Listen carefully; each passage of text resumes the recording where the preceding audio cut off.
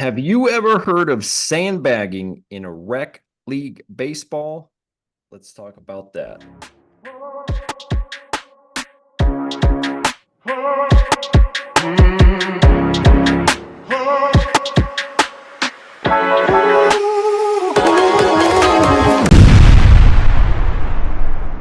Folks, welcome to the Baseball Brewhaha. Another day. Another day to talk about baseball and real baseball. WBC is coming soon, and we're getting inching closer to the regular season. Adam, how are we feeling? Feeling good. It's busy time of year right now, so I'm Mm-hmm. not all the way dialed into baseball, but I'm getting excited, you know, feeling the baseball in the air. Yeah. Mm-hmm. Well, I wanted to bring something up. I think I told you this, but I have taken on a volunteer position with our local baseball league. So I'm helping out with, I'm in a coach as well, but I get to uh, help out the community. I really like the culture, everything is just, I, I couldn't say more great things about it. So we're talking about in the division that um, my son is in, the division below and the division above. Um, play rec league. Okay. And we do a draft. Okay. Purpose of the draft is to try to even the talent so that it's an enjoyable season for everybody. I've, I've coached in a league before where they didn't do that. Mm-hmm. And one team that should have been in a comp league decided to want to come and trounce everybody in the rec league. And we had a good time. The other teams were very competitive, but it's silliness. That's what it is. So anyway, I bring this up because we're having a conversation today about who's in charge of what and making sure we have everything for the evaluations. It's pretty in and out process, but just some real quick evaluations to get a general sense of everybody's ability so Mm-hmm. we can draft with some sense of like evening the teams out. Yeah. And the question comes up, not from me. What are we going to do about sandbagging? And I Like, was are you talking about like players? They're supporting the local community by, like what we did when we had a like, big yeah, flood in our, we had a big filling flood. sandbags, cover This the was, flood. Were this was there, 1999, yeah, are just they, as things were, it was flipping New Year's Eve, yeah, 1999. yeah. Our, Y the Y2K? Y2K, we were not concerned about the internet crashing, which we kind of were, not really, but kind of. What we were really concerned about was the fact that our town was flooding. Yeah. We lived on a hill, but we all pitched in and we sandbagged. So I'm guessing you're not, I was thinking, maybe they're fatigued from supporting sandbagging, so then Mhm. the evaluations will be off because of fatigue. But this is not what you're Mm. talking about. No, and in fact, I was like, I know what sandbagging it means generally. Hmm. So, Adam, enlighten the people just generally. What does it mean if somebody's sandbagging? Well, you're pretending that you're not as good as you are for some sort of competitive benefit. And in this case, I'm assuming Mhm. that a certain team wants to stack its roster, and so not only would there be sandbagging, there would be conspiring to sandbag. Yeah. Um, so that, and then people are drafting players that are like Mhm. evaluated poorly, and then people are like, why are you drafting them? It's like, oh, I think they got potential. And then, you know, Mhm. season starts and oh, look at that. Everyone's all automatically amazing. Yeah. Yeah, that is essentially uh the general idea of it sounds like it's not like a pervasive like it's kind of happened a few times, a little bit. It's not like a pervasive thing. But it's still, it blew my mind. I can, it makes sense to me as far as like my best friend. I want to Yeah, play on a I team get with it. my best friend. Hmm. That feels different than like I want to put my all-star team together. Yeah, and so I think it is generally like less than it's less about like let's stack the whole roster. It's kind of like I want these maybe two or three kids Yeah. because we're buddies and we're good or whatever it might be. Um, I think it's generally less about like hey, we're gonna put this thing together and win. That's still you'd have to do really put a line in the sand because like when you're drafting, like I'm not privy to somebody else sandbagging, and we're Yeah. just picking based on who we think would be a good fit for our team. And I Yeah. don't know these people personally, so all I have to go off is these numbers. Um, No player interviews then. no player interviews. Yeah.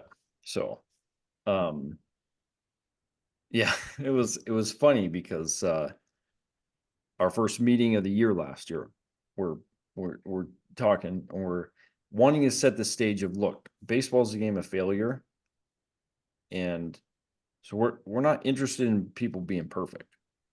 We're interested in giving effort, working hard, and getting better. You know, that kind of thing. And we're going around and we're like, you know, who here's never made a mistake before? One kid's like, yeah, I don't make mistakes. All right, we got one of these. We got one of Yeah. these. We don't want you on this team. No, he was great. Like, but I mean, competitive fire and he was great, but it was just jarring, to Yeah. have coming out of a 10 year old or whatever. So, um, but anyway, sandbagging. And so we were brainstorming, how do you deal with it? What's kind of the way to do it. So I'll pose the question for you. I think we have a solution that we feel good about, Hmm. may not prevent the whole thing, somebody, but anyway, what would you do in that scenario? To prevent, we're preventing systemic sandbagging. That's what we're doing. Yeah, and I don't know about systemic. For trying to prevent sandbagging from happening. Hmm. Well, I've seen leagues do this thing where it's like when you register, um, because if it seems to be about like I want to play with my friend, Hmm. like when you register, you can say like, Hmm. is there like one or two Yeah. people you want to be on the same team with? Hmm. And then you could maybe do like in the in the first round or something, you can get Hmm. like two picks. Everybody gets two picks the first round or something like that. Hmm. Um, where where you could pick those two people to be on your team, and then everyone else is in the big pool. Hmm. Can get a little complicated for sure if like five people pick the same kid as their one person that they want. Hmm. Unlikely, but it could happen. Hmm. Um,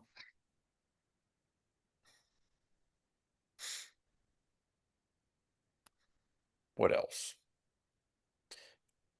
Yeah, I don't know. But what? So Yeah, I want to know. I'm yeah, so curious. so here's the things that we kind of Yeah. discussed. One was, um, do you have some kind of like a prize? Okay, because we have radar gun, so we're gonna be um seeing how fast kids throw and Hmm. how exit velocities, to give us some kind of an objective, like, oh, he just Yeah. hit it hard or he throws that hard or whatever. So give us something to work off of. And so we thought, oh, well, what if we do like prizes or something? Hmm.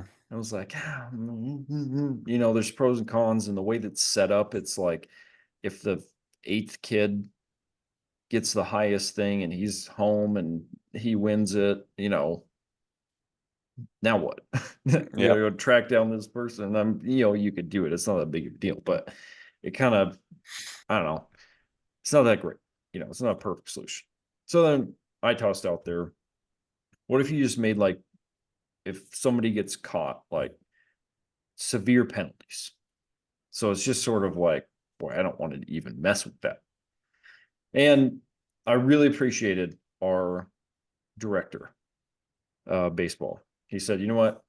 We're a positive organization. And so I would way rather incentivize good performance. And I Hmm. was like, 100% agree. Yeah. I even said that. I said, I don't prefer to do negative thing, but is this is this an option? So I really appreciate that. So I think where we landed and what we're going to do is just every time somebody hits the new high for the day, we're just going to celebrate it like crazy, like Yeah. just briefly, but Hmm. just like make that kid feel like $1 million, and that's not to exclude other kids and that kind of thing, but just as a way to um, like, hey, you've worked hard and you put in the effort and you showed up today and you put in your max effort, and we want to celebrate that. So, and hopefully we'll do that with the other kids, even if they don't hit the high. That I'll be running the pitching station, Hmm. that I can give those guys high fives and fist bumps, and hopefully make them feel good about themselves, even if they didn't hit the highest number. Yeah. So, Yeah. I think that's the way we're gonna go. And hopefully that's enough incentive to say, like, write down a whiteboard who's got the high score, and you know do that kind of thing. So what do you feel? Yeah. I mean, it seems like certainly a more positive way to um, encourage kids to try their best Mhm. at the thing. Yeah. I think ultimate it's an interesting thing because ultimately it's like, what's the purpose of what we're doing? Mhm. So then why does it even matter that much? There's that part of it too, but then Mhm. when not everyone is playing uh necessarily in the sort of spirit of the league, then Mhm. that's where it gets a little tricky. So I'm Yeah, I waffle a bit back and forth because, like you said, like I get it. Like, you want to play with my friends. yeah, Like I can understand that. But at the same time, it's like it's very clear. If you sign up, this is what happens. yeah. There is And a there draft. It's and like, there are leagues where mhm, you can pay to play mhm, on like a select team where mhm, those teams can mhm. put the friends on a team together and that kind of thing. Well, so, and the thing is, like, um, uh, the league that I'm helping out with and that I'm coaching in is in a neighboring town. So it's kind of like, um, yeah, it's a neighboring smaller town. There is a baseball league in my town, and I actually, part of the reason why I'm not doing that league is because they don't have the draft to sort of even out the teams. Hmm. You can pick and request and do all your friend things. So it kind of feels like, if that's the route you want to go to that league. Yeah. You know what I'm saying? So anyway, um, um, at the end of the day, I don't think that you can, like, one coach or anything can manipulate it enough to where it at the end of the day is going to make that big of a difference. Hmm. Um, so I mean, I'm not that worried about it. It's just, to me, it was like unfathomable to me to think, like, of me like telling my son, yeah, do bad because you're going to be on my team anyway, and I'll pick all these other kids. I'll pick Hmm. other kids that are better. Stop. It's hard for me to imagine, like, doing that, Yeah. especially in a rec league. Yeah. So, but What's the before as we're wrapping up here, mhm. I've been wondering this whole time as you're talking about the draft, what's the draft style? Snake. Snake draft. Okay. Hmm. Yeah. So that way, you get opportunity. If you're, I think we're gonna have 5 or 6 teams. So if you're pick number 6, then wraps back around. You get, for I think it's, um, I think it's, I don't have any problem with it. Yeah. So, Okay. so, but anyway, well, thanks for hanging with us on the discussion of what didn't even enter my imagination that we'd be talking about this. But here we are, Sandbagging in 10U rec baseball.